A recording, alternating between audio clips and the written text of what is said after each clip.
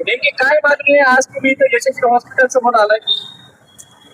काही दिवसापूर्वी आमच्या भगिनी संध्या गायकवाड यांची आपत्कालीन उपचारासाठी या आपण बघू शकतो माझ्या माग यशस्वी हॉस्पिटल स्वप्नील ढाकणे यांच्याकडे ऑपरेशनसाठी आपत्कालीन ऑपरेशन होतं. त्या ऑपरेशनसाठी या ठिकाणी संध्या गायकवाड यांना या ठिकाणी आणलं होतं. तर या ठिकाणी निर्दयी डॉक्टर आहे आणि त्याला कसलीही मानवता नसलेला हा स्वप्नील ढाकणे आणि यशस्वी हॉस्पिटलचा संचालक याने या संध्या गायकवाडच्या कुटुंबियांना आणि त्यांच्या परिवारातील सदस्यांना 5 लाखाची मागणी केली आणि त्याच्यानंतर मी ऑपरेट करेल असं त्या संध्या गायकवाड यांच्या कुटुंबियांना सांगितलं.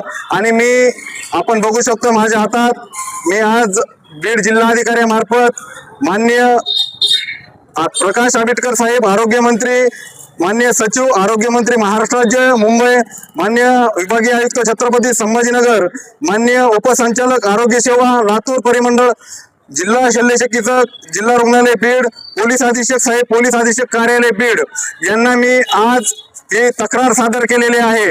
आणि या तक्रारीमध्ये माझं जे म्हणणं होतं आणि त्या कुटुंबियांचं म्हणणं होतं जे त्यांनी त्या डॉक्टर आपल्या जे बीडचे शल्य चिकित्सक आहेत सोळंकी साहेब त्यांच्याकडे देखील त्या कुटुंबाने तक्रार दिली होती आणि याची कसली दखल या बीडच्या जिल्हा शल्य चिकित्सक सोळंकीने घेतलेली नाही. फक्त त्या ठिकाणी असलेल्या पूनम रोज यांची बदली केलेली आहे.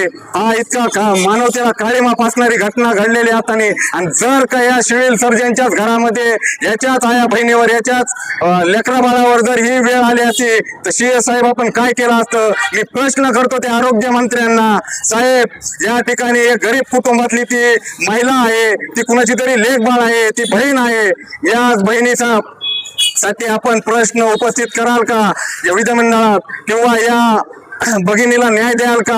मी बीडच्या जिल्हाधिकाऱ्यांना प्रश्न करतो, साहेब आपण या भगिनीला न्याय द्याल का? या स्वप्नील जो ढाकणे हॉस्पिटलचा या यशस्वी हॉस्पिटलचा संचालक जो स्वप्नील ढाकणे आहे त्याला आपण बेड्या ठोकून जेलमध्ये टाकाल का?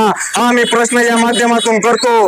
आणि यामध्ये आम्ही मागण्या या आंबेडकर साहेबांसमोर मांडलेल्या आहेत. संध्या गायकवाड यांच्या उपचारादरम्यान पैशाची मागणी करण्यात आली का याची तातडीने निष्पन्न चौकशी झाली पाहिजे. ढाकणे हॉस्पिटलमध्ये सीसीटीव्ही फुटेज, रुग्णाचा केस पेपर, उपचार पत्रिका, ऑपरेशन रेकॉर्ड, बिल व इतर सर्व वैद्यकीय कागदपत्राची तपासणी झाली पाहिजे. चौकशीत आरोपी सत्य आढळल्यास संबंधित डॉक्टर व हॉस्पिटल प्रशासनाविरोधात नियमानुसार कठोर प्रशासकीय व फौजदारी कारवाई झाली पाहिजे.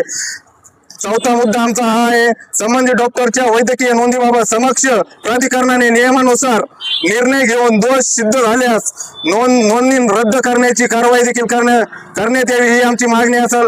ढाकणे हॉस्पिटलची तातडीने तपासणी करून आपत्कालीन रुग्णांच्या उपचार नियमाचे पालन केले जात नाही याची चौकशी करण्यात यावी. ज्या प्रकरणातील आमचा 7वा मुद्दा आहे, या प्रकरणातील चौकशीचा अहवाल व करण्यात आलेल्या कारवाईची लेखी तक्रारींना देण्यात यावी, तक्रारदारांना देण्यात यावी. ढाकणे हॉस्पिटलचे डॉक्टर स्वप्नील ढाकणे यांची डिग्री जप्त करून त्यांच्यावर तात्काळ कारवाई व फौजदारी अंतर्गत गुन्हे दाखल करण्यात यावेत. मी या आरोग्य मंत्र्याला विचारतो, मी बीडच्या जिल्हाधिकाऱ्यांना विचारतो आणि बीडचे जे एसपी आहेत त्यांना विचारतो, साहेब रुग्णांचा जीव हा पैशापेक्षा मोठा आहे का? डॉक्टरांकडे रुग्ण माणुसकीच्या आणि विश्वासाच्या आधारावर जातो, मात्र एखादा रुग्ण जीवन मरणाशी झुंज देत असताना उपचारापूर्वी पैशाची मागणी केली जाते.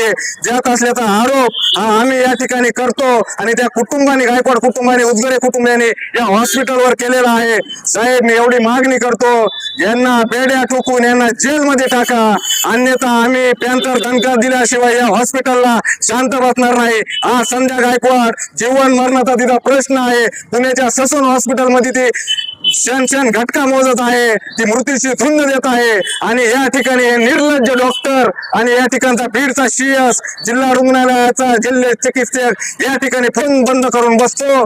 साहेब मी या माध्यमातून आपल्याला सांगू इच्छितो, जर का मुलीच्या आरोग्याशी बरे वाईट काही झालं तर साहेब आम्ही हे डॉक्टर या ठिकाणचे हॉस्पिटल बंद केल्याशिवाय राहणार नाही आणि सिव्हिल सर्जनच्या कॅबिनला कुलूप ठोकल्याशिवाय आम्ही शांत बसणार नाही हा इशारा मी या माध्यमातून देतो. थांबतो, एवढंच बोलतो आणि साहेब या घटनेला संध्या गायकवाडला कुठंतरी न्याय द्या ही मागणी करतो.